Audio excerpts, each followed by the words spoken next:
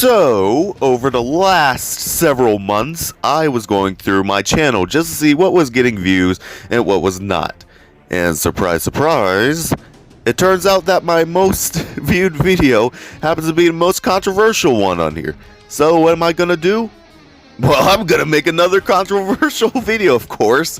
This time, we're gonna talk about why Dragonball Gt is great.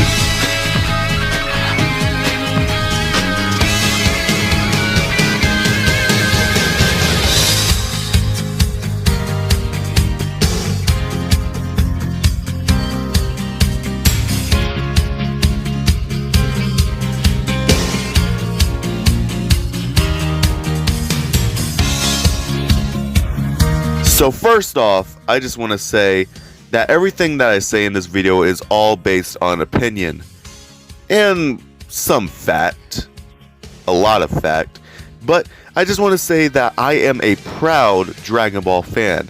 Just because I say I don't like something doesn't mean that I am not a Dragon Ball fan. As a matter of fact, I even said in my Dragon Ball Super video that there was actually a large majority of Super that I liked. Like the last, what was it, 60% of the show. But the stuff prior, not so much. But this time we're going to talk about a lot of the great in Dragon Ball GT to maybe share some things that maybe you guys found good as well, or bring a new light to things that you guys didn't notice or believe before. So without further ado, let's get started. So the first thing I could say about Dragon Ball GT that actually is done very, very well, and this should have been a very obvious choice by this thing. Yeah, the music, it's outstanding. Probably some of the best music I've heard from the franchise. As a matter of fact, it feels like a natural evolution from Dragon Ball Z. And especially the opening theme is probably the one that always makes me daggone emotional. You know what I'm talking about. I'm not talking about... No, I'm talking about... Dan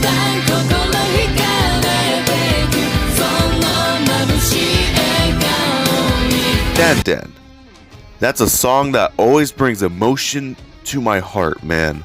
And it always cuts deep. No matter what you say about GT, you cannot say that opening theme is not good. It just brings the perfect balance of emotion and happiness and adventure that you would expect probably from any Dragon Ball theme. Next up, the story. The story, actually, when you think about it, does feel like a really good continuation from Z. It doesn't feel like it's kind of going off and not really that connected to Z. It really does feel like a very natural connection. As a matter of fact, characters are aged up, like Goten and Trunks, and, well, if we look at Super, they're still little kids when it's supposed to take place years after the Buu saga. But every character feels like they got a huge amount of development, even if they don't have much to do in the overall show.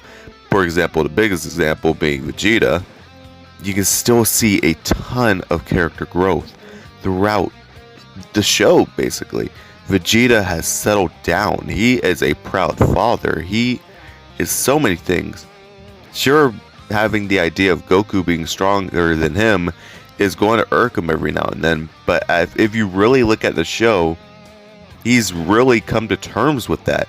As a matter of fact, he even offers the idea of fusion to Goku in this show, whereas in Dragon Ball Super Broly, the movie, he refuses that notion of going together or joining bodies with each other to beat Broly, even though he's worked with them like 10 minutes ago.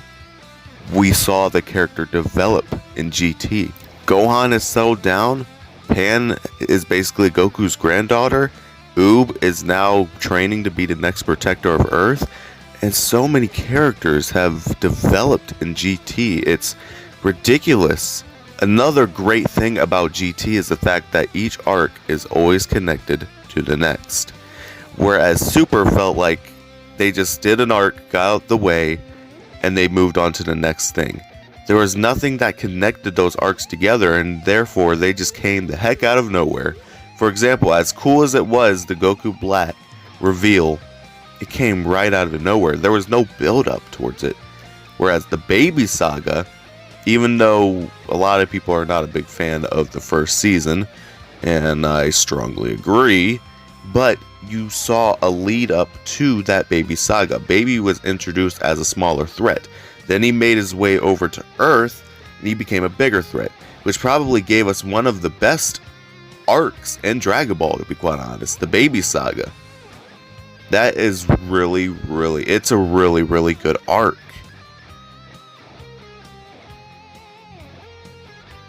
Consequences for their actions of overusing the Dragon Balls. What if the Dragon Balls had consequences for how many times you wished on them? And then that negative energy came out, and then they basically tried to kill the world. Because you made selfish wishes, and you kept on abusing the Dragon Ball's powers. It's a very great concept for Dragon Ball, and feels like a natural end. And I'm not going to say it anymore. Dag on Super Saiyan 4 looks amazing. I don't care what anyone says.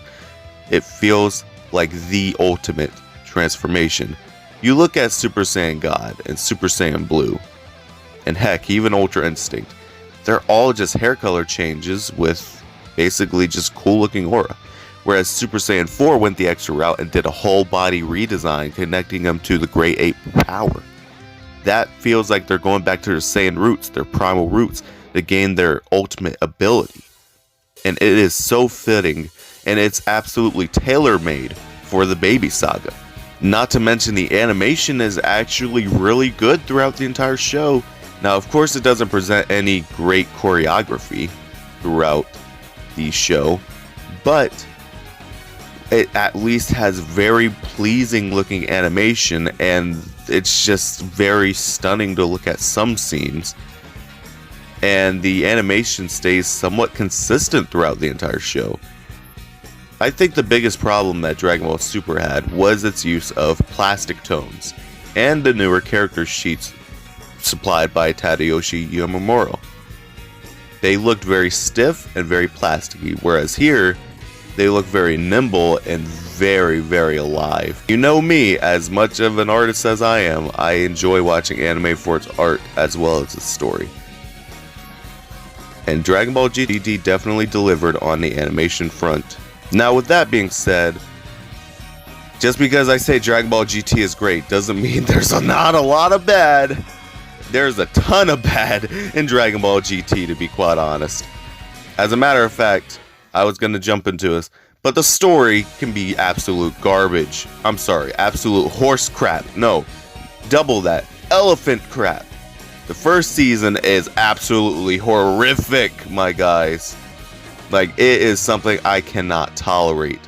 And despite the fact that I said the characters have developed, really the only wins that they give to is Goku. And the only person who actually does anything in the daggone show is Goku. Like, are you serious? We never have Vegeta do anything. We never have Gohan do anything, or anyone. Even Oob, when he gets his upgrade, he barely does anything, my guys. And as much as I praised the Baby Saga of being an amazing arc, yeah, its ending is garbage. Basically, Baby turns into a great ape, despite the fact that Vegeta, the body that he's inhabiting, has no tail. But, you know, they want the fight to go a certain way, so they basically just make him a great ape so he can even the playing field. I mean, I get it, but guys, how lazy can you be? And I'm not going to say it, the Super 7... you know what, whatever, I'm just going to say it. The Super 17 arc is awful. Makes no sense. A lot of it, in terms of power scaling, is horrible. And it's very uncreative with its choreography. You would at least you would think that Dragon Ball would be great for its fights. Not so much the Super 17 arc.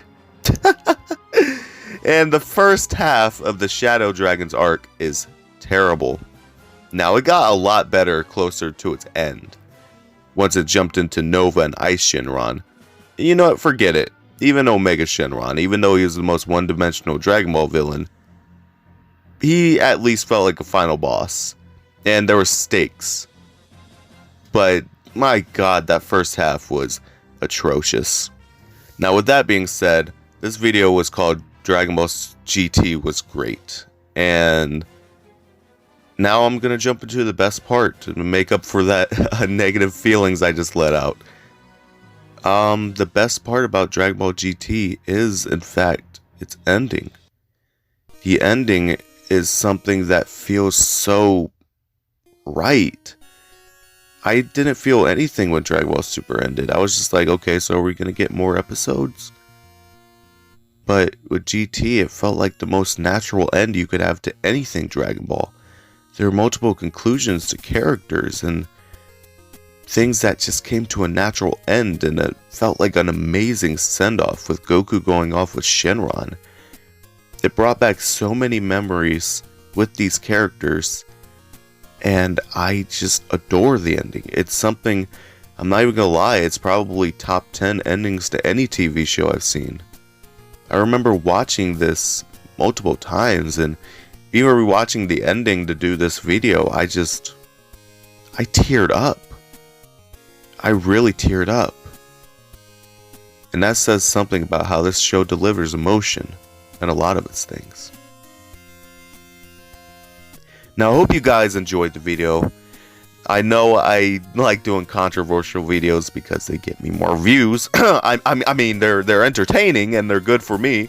But anyways, I hope you guys like the video. But I'm gonna be doing something very interesting next time. I'm gonna be doing a comparison between Dragon Ball GT and Dragon Ball Super to see which one is the superior show.